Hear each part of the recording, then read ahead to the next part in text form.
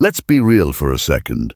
Have you ever opened your Bible maybe early in the morning with your coffee or late at night when the house is finally quiet and you read a chapter and you felt absolutely nothing? I mean, you read the words, your eyes scanned the page, but your heart, it felt like you were reading a phone book. Or maybe you tried to get into it, but 5 seconds later you were thinking about that email you forgot to send, or what you're gonna make for dinner, or that awkward conversation you had yesterday. And you close the book feeling guilty, don't you? You think, man, I'm supposed to be a Christian. I'm supposed to love this. Why does God feel so silent? If that's you, listen to me. Take a breath. You are not broken, and you are definitely not alone. I think almost every believer I know, including myself, has walked through seasons where the Bible felt like a history textbook instead of a living voice. But here's the thing, and I don't want you to miss this. There is a massive difference between reading the Bible to check a box and studying the Bible to hear a heartbeat. And today, we're going to bridge that gap. We're going to talk about how to shift from just staring at black ink on white paper to actually encountering the living God who is dying to speak to you. See, the problem usually isn't your intelligence, and it's rarely even your spiritual maturity. The problem is often our approach.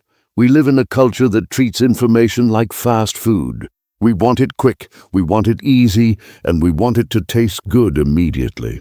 We scroll through Instagram or TikTok, getting these 3-second hits of dopamine, and then we try to bring that same shattered attention span to the ancient Word of God. And then we wonder why it feels dry. But the Bible isn't a collection of motivational quotes to make you feel better for 10 minutes. It is, according to Hebrews 4:12, living and active, sharper than any double-edged sword. Think about that for a second. Living active. That means when you open it, it's not you analyzing a book, it's the book analyzing you. It's a mirror. But to see your reflection, you have to stop moving. You have to be still. So let's get practical right out of the gate. The first move you have to make if you want to hear God speak is to kill the noise. I know, you've heard this before, but let's be honest. Do we actually do it? Because you cannot hear a whisper in a thunderstorm. If your phone is dinging, if the TV is on in the background, if your mind is racing with the stress of your 9 to 5 or the anxiety of your finances, you're not going to hear him. God rarely shouts over our noise. He waits for us to lean in. Psalm 46:10 doesn't say, "Tweet about me and I will be God." It says, "Be still and know that I am God." That stillness is a discipline. It's hard. It's uncomfortable. When you first sit down and put your phone in the other room, and I mean literally in the other room, do not disturb mode on, your brain is going to freak out a little. It's withdrawal. But you have to push through that silence until the dust settles. You have to invite the Holy Spirit into the room before you even read a single verse. Just pray, "Lord, quiet my mind. I'm here. I'm listening." That simple act of surrender changes the atmosphere. It takes you from a student studying for a test to a child climbing into a father's lap. Now, once you're there, once you're ready to read, we have to talk about how we read. Because there is a trap that so many of us fall into, and it's what I call lucky dipping or fortune cookie Christianity. You know what I mean, right? It's where you just flip the Bible open, point your finger at a verse, and hope it tells you whether you should quit your job or date that guy. Or we just scroll through a verse of the day app, read one nice-sounding sentence, and move on. Listen, I love that technology gives us access to Scripture, but we have to be careful. Context is king. If you take a text out of context, you're left with a con. Let me give you a classic example that we see on coffee mugs everywhere. Jeremiah 29:11. "For I know the plans I have for you, plans to prosper you and not to harm you."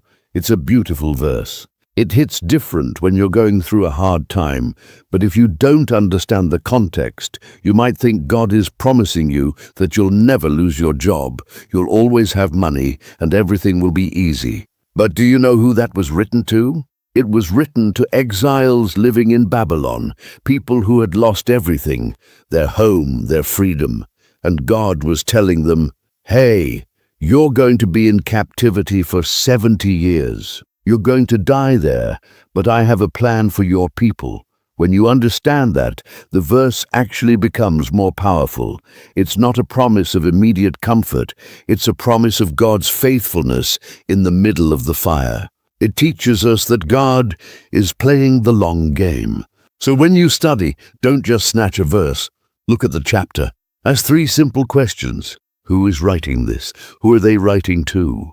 And what was going on in history at that moment? It sounds like homework, I get it, but it's actually detective work. And when you realize that these were real people dealing with real wars, real famine, real anxiety, and real betrayal, suddenly the Bible stops feeling like a fairy tale and starts feeling like a survival guide for your own life. And speaking of survival, we need to have a real talk about why this is so hard. Because sometimes it's not just distraction, and it's not just laziness. Sometimes it feels like there is a literal weight on your eyelids when you try to read. You can binge watch 3 hours of a show on Netflix with 0 effort, but 5 minutes in Leviticus and you're comatose. Why is that? Because you have an enemy. I don't want to get weird or spooky on you, but we have to be biblical. We are in a spiritual battle. There is an enemy of your soul who does not want you to eat. If he can't destroy you, he will distract you. If he can't get you to sin, he'll just get you to be busy. He knows that if you get the Word of God inside you, you become dangerous. You become stable. You become full of hope. Jesus faced this in Matthew 4. When he was in the wilderness being tempted by the devil, how did he fight back? He didn't use his superpowers. He didn't call down lightning. He quoted scripture.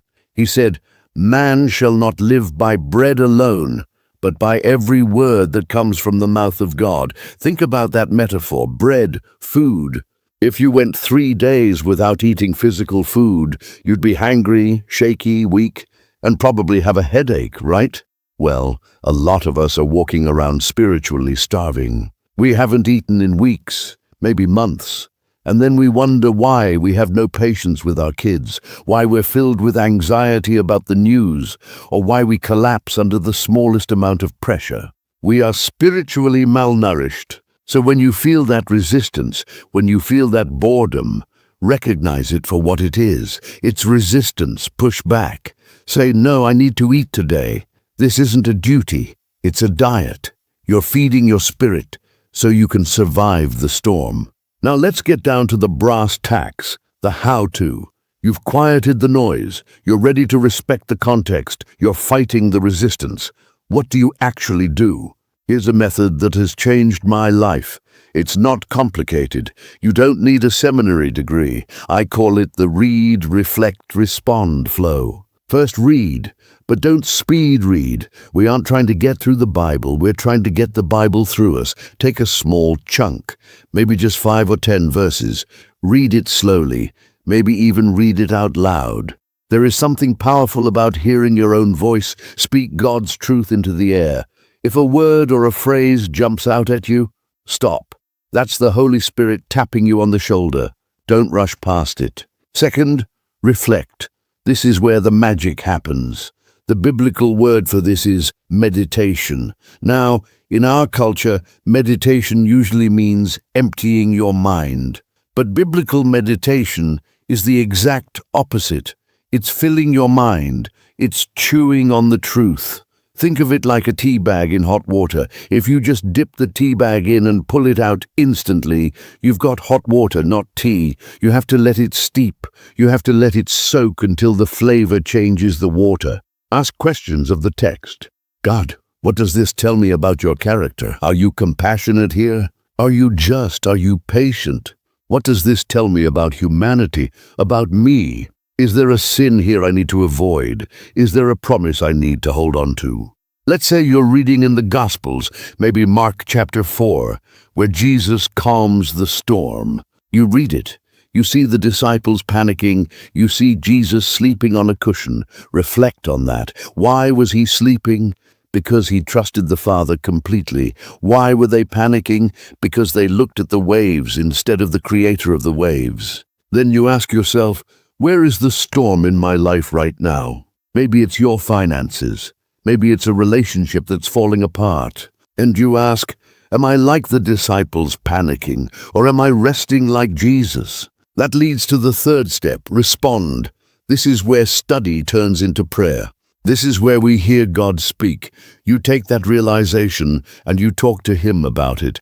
Lord, I'm panicking. I'm scared about my job. I'm looking at the waves. Forgive me for not trusting you. Teach me how to sleep in the storm. Give me your peace. Do you see what just happened? You just had a conversation with God. You didn't hear an audible voice, but the Holy Spirit took the written word and applied it to your specific situation. That is hearing God. That is the relationship. But let me warn you about one more thing, and this is a big one. James chapter 1 gives us this powerful image of a mirror. It says that anyone who listens to the word but does not do what it says is like someone who looks at his face in a mirror and, after looking at himself, goes away and immediately forgets what he looks like. We have a tendency to be information hoarders. We love podcasts, sermons, books, and Bible studies.